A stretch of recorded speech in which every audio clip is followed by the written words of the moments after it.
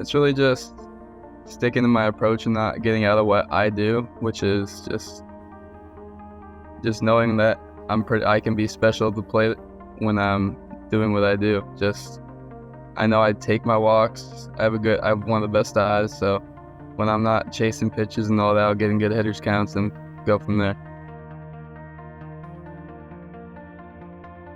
It's been there's ups and downs for sure.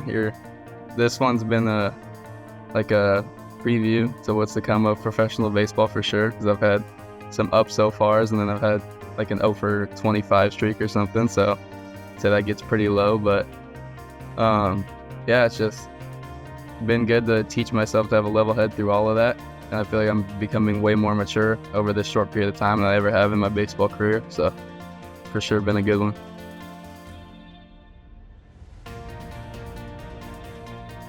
I'd say approach for sure, just becoming a more professional hitter in terms like that. I'd say just being able to adjust to certain pitches in all counts, and you can't hit every pitch in every count, so just learning how to do that.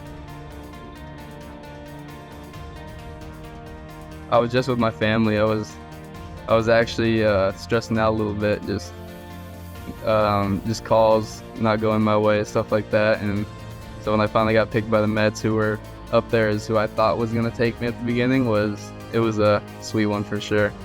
Just me and my mom, my dad, my brother, and my little sister. So it didn't feel real, to be honest. It was like a relief for sure, but the excitement didn't hit me until I was laying in bed that night. I was like, wow, I actually got drafted. That's when it fully hit me.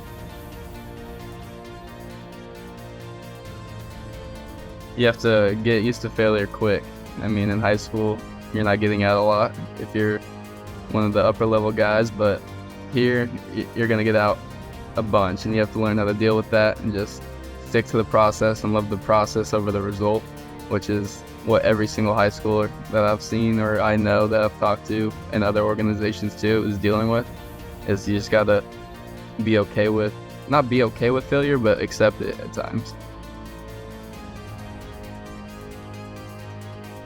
I love it here. I mean, I think we got pretty lucky. It's got to be one of the best venues to play at in all of minor leagues. I mean, it's a great field. We got a stadium. I mean, our locker room is the Mets spring training stadium or locker room. So great gym, great everything. So pretty sweet here. Humidity is probably the biggest thing you got to deal with. You got to be on your hydration as much as you can, because you'll get tired pretty quick. But I definitely miss that weather over there, but I've gotten used to it over here for sure. I gotta say, my dad taking me to my first practice, and we played a scrimmage game, and I got to first base.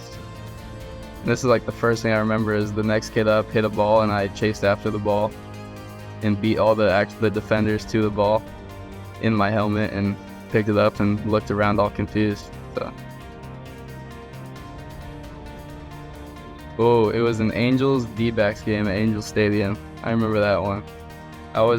My dad grew up in Arizona, so I grew up a D-backs fan. So I got to see the D-backs play for the first time, and I remember seeing Mike Trout out there, and Jared Weaver was pitching that night, I want to say. So it was a pretty good game to go to.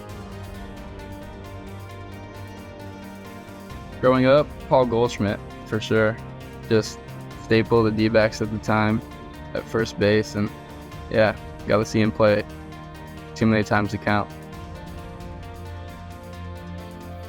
Funniest teammate, probably Wilfredo Lara. He doesn't speak much English, but he'll make you laugh no matter what. Just knowing that I put my whole life into this, growing up, I didn't go out on Friday nights like everyone else did in high school. I was in the cages or working on my craft, and just knowing how much I love this game and how much I put into it, I owe it to myself to keep giving everything in my life to baseball.